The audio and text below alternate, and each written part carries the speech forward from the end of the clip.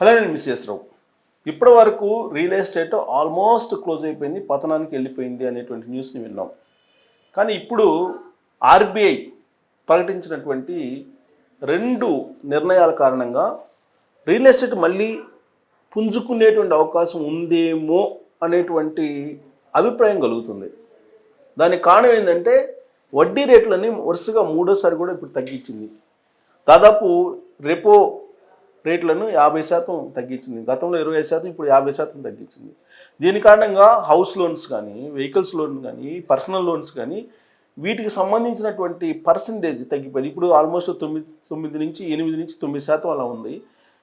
అది కాస్త ఒక 1% తగ్గే అవకాశం ఉంది. 9 ఉంటే 8, 8 ఉంటే 7, 7.5 అలా తగ్గేటువంటి అవకాశం ఉంది వడ్డీ రేటు. సో ఈ కారణంగా హౌస్ లోన్స్ తీసుకునేటువంటి వాళ్ళ సంఖ్య పెరిగే అవకాశం ఉంది. ఫలితంగా రియల్ ఎస్టేట్ పుంజుకునే అవకాశం ఉంది అనేటువంటి ఒక అభిప్రాయం అయితే కలుగుతుంది. మరి వడ్డీ రేట్లు తగ్గించినందువల్ల లోన్లకు వెళ్తారా, రీపేమెంట్ కెపాసిటీ ఉంటుందా, ఈఎంఐలు చెల్లించే కెపాసిటీ ఉంటుందా అనేది ఒక ప్రశ్న. ఎందుకంటే ఐటీ రంగం పూర్తిగా దెబ్బతింది. ఐటీ రంగం రాబోయే రోజుల్లో గడ్డు పరిస్థితులను ఎదుర్కోబోతుంది. వడ్డీ రేట్లు 1% తగ్గించినంత మాత్రాన రియల్ ఎస్టేట్ పెరుగుతుందా, రియల్ ఎస్టేట్ పెరిగే అవకాశం ఉందా అని అంటే జస్ట్ వెంటిలేటర్ మీద ఉన్నటువంటి రియల్ ఎస్టేట్ని బతికించేదానికి ప్రయత్నం మాత్రమే ఇది ఆర్బీఐ చేసినటువంటి తాజా ప్రకటన.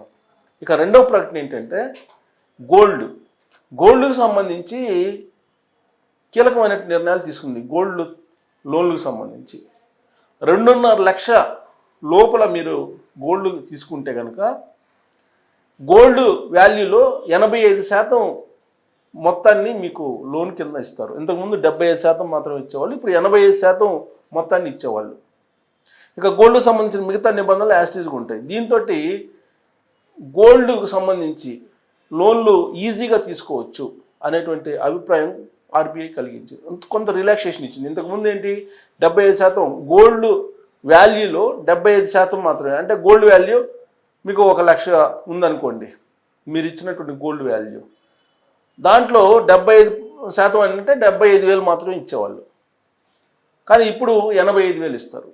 ఇది కొంత చిన్నగారు రైతులు, వీళ్ళకి మిడిల్ క్లాస్ ఫ్యామిలీస్కి కొంత వెసులుబాటు. దీంతో కొంత మనీ సర్క్యులేషన్కి ఉపయోగపడుతుంది ఈ నిర్ణయం అనేటువంటి అభిప్రాయం కూడా ఉంది.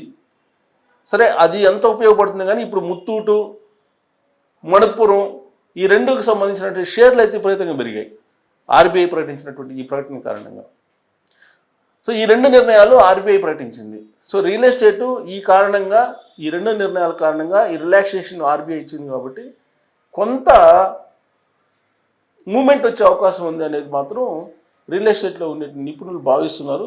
సో ఆర్బీఐ ప్రకటించినటువంటి రెపో రేట్లు ఏంటి, వడ్డీ రేట్లు ఏంటి అనేది నేను ఆల్రెడీ న్యూస్ వచ్చింది, దాన్ని చదివి వినిపిస్తాను.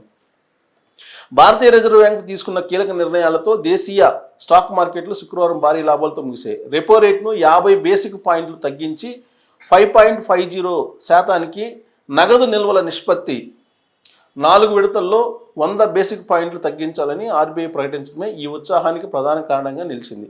ఈ సానుకూల పరిణామంతో సూచీలు పరుగుపెట్టాయి. స్టాక్ మార్కెట్ కూడా కొంత పెరిగింది. సో ట్రేడింగ్ ముగిసే సమయానికి బీఎస్ఈ సెన్సెక్స్ 746.9 పాయింట్లు లాభపడి 82,188.99 వద్ద స్థిరపడింది. అదేవిధంగా ఎన్ఎస్ఈ కూడా, ఇవన్నీ కూడా షేర్ వాల్యూ పెరిగింది చెప్పారు. సో ఆర్బీఐ ఏం తీసుకుంది అని అంటే, ఇక్కడ చూడండి, ఆర్బీఐ తీసుకున్నటువంటి నిర్ణయాల కారణంగా ఈ స్టాక్ మార్కెట్ ఒక్కసారిగా పెరిగింది. వడ్డీ రేట్లలో భారీ కోత.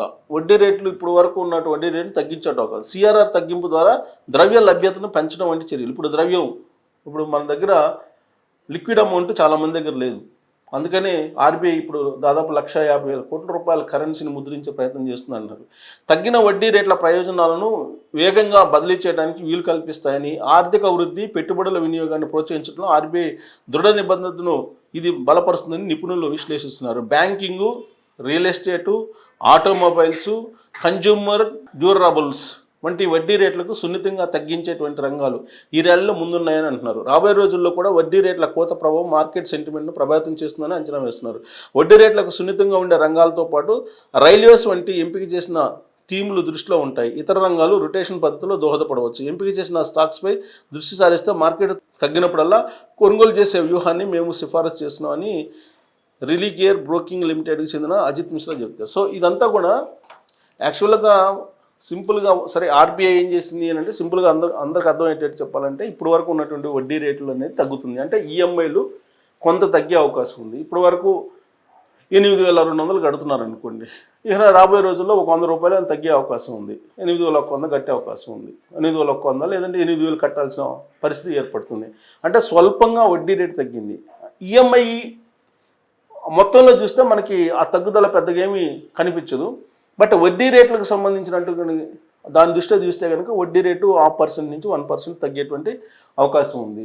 ఇది కొంత మార్కెట్లో లిక్విడిటీని పెంచే అవకాశం ఉందని చెప్పి అంచనా వేస్తున్నారు. ఇప్పటి వరకు దాదాపుగా పతనమైనటువంటి రియల్ ఎస్టేట్ కానీ వీటిని కొంత మళ్ళీ కదిలించేటువంటి అవకాశం ఉంది ఈ నిర్ణయం అని అంటున్నారు. అలాగే బంగారం సంబంధించి కూడా ఇప్పుడు వెసులుబాటు లోన్కు సంబంధించిన వెసులుబాటు కల్పించారు కాబట్టి మామూలు కొనుగోదారులు ఇది మధ్యతరగతి వీళ్ళు కూడా కొంచెం షాపులకి వెళ్ళి ఏదో ఒక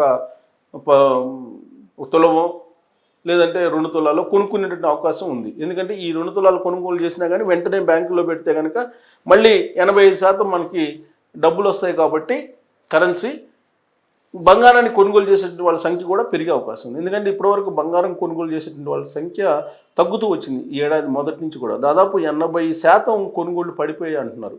అయినంత మాత్రాన బంగారం రేట్ అయితే తగ్గలేదు. దానికి కారణం రకరకాల అంతర్జాతీయ కారణాలు ఉన్నాయి, దేశీయంగా ఉండేటువంటి కారణాలు అనేకం ఉన్నాయి.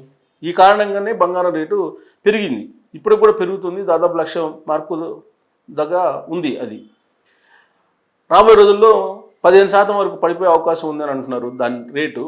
బట్ ఇప్పుడు ఆర్బీఐ ప్రకటించినటువంటి ఈ రిలాక్సేషన్స్ ఏవైతే ఉన్నాయో ఇవి కొంత బంగారం రేట్లు మళ్ళీ కొంచెం పుంజుకునేలా చేసే అవకాశం ఉంది. పుంజుకోవడం అంటే సామాన్యులు కొంచెం కొద్దో గొప్ప కొనుగోలు చేయడానికి ముందుకు వెళ్తారు.